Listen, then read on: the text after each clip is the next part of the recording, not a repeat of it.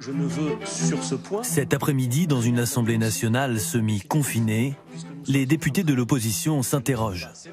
Une sortie du confinement le 11 mai, oui, mais sous quelles conditions? Parce que l'école... Un éclairage sur le choix de la date du 11 mai serait le bienvenu. Est-ce que nous disposons des moyens de tester la population française pour que le 11 mai soit en rendez-vous avec la santé pour tous et une santé durable? On a le sentiment que vous répondez à une injonction de la part du MEDEF qui nous dit business d'abord, alors que l'aspiration des Français, c'est santé d'abord. Je dois vous l'avouer, vous avez fait beaucoup d'erreurs depuis le début de cette crise. Beaucoup de vos déclarations gouvernementales ont été erronées ou ont été contredites par la suite. Au lendemain de l'allocution d'Emmanuel Macron, ils sont nombreux pourtant dans l'opposition à saluer le changement de ton du président. Plus humble, selon certains. Mais de gauche à droite, on réclame des comptes et de la prudence. D'abord garantir la sécurité et la santé des Français, et ensuite on verra. La santé d'abord, l'économie ensuite. Il était meilleur qu'à l'habitude, mais je pense qu'il manque encore une stratégie offensive. Il a reconnu lui-même des impréparations et je pense que les semaines que nous avons perdues, nous ne pourrons pas les rattraper. Se mettre dans la situation d'un Français lambda en disant « j'ai constaté comme vous que ça ne fonctionnait pas », il est président de la République et si ça n'a pas fonctionné, c'est évidemment de sa responsabilité. Première inquiétude, la réouverture progressive des écoles à partir du 11 mai.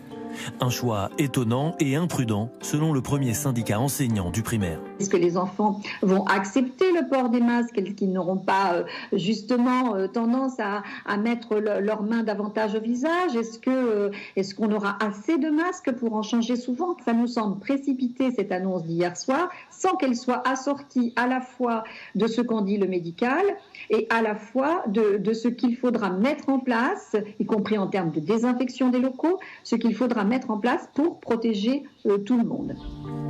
Autre dilemme, pas encore tranché celui-là, les restaurants, bars et cafés ne savent pas quand ils pourront rouvrir. Déjà durement touchés, la note s'annonce salée.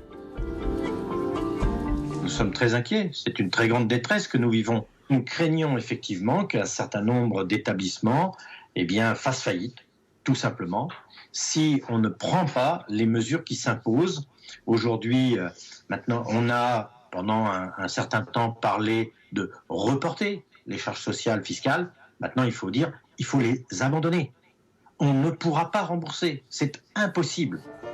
Rien ne repartira comme avant, selon de nombreux syndicats.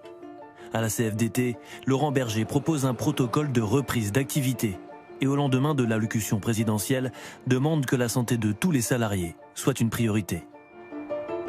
Il faut qu'on soit en capacité de se dire, voilà, c'est quoi les conditions de reprise? Et la principale des conditions, c'est qu'en termes de santé, de sécurité pour les travailleurs, tout soit fait pour qu'ils soient protégés. Ce sont des équipements individuels, des masques, du gel. Ce sont aussi des nouvelles façons de produire des produits ou des services parce qu'on aura besoin de s'adapter. Depuis cet après-midi, les syndicats d'enseignants et les représentants de la filière restauration échangent avec les membres du gouvernement. Objectif, dessiner en 2 semaines les modalités de la sortie de crise.